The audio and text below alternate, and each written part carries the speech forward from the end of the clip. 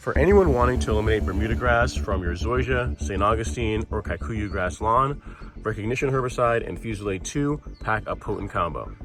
These two herbicides should be mixed together since Recognition has a safener called mecamefin, which allows you to spray Fusilade II on Zoysia at higher rates and on St. Augustine without damaging it. So you have to use both these together.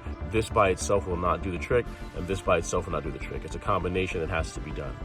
Now, as far as mixing them, Syngenta provides great feedback as far as how to do so successfully. Recognition comes with an integrated measuring spoon. There's a large end and a small end to the spoon. On the small end, you'll see there's a marking there for 0.03. So we'd use 0.03, so one small scoop of Recognition herbicide, along with 0.55 fluid ounces of Fusilade II, so just over that mark there. So 0.03 of Recognition, one scoop of Recognition, with 0.55 fluid ounces of Fusilade II in 1 gallon of water, and you spray that over 1,000 square feet.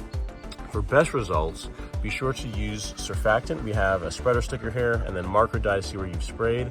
This combination is available in a kit on the golf course lawn store. If you have any questions, don't hesitate to reach out to us.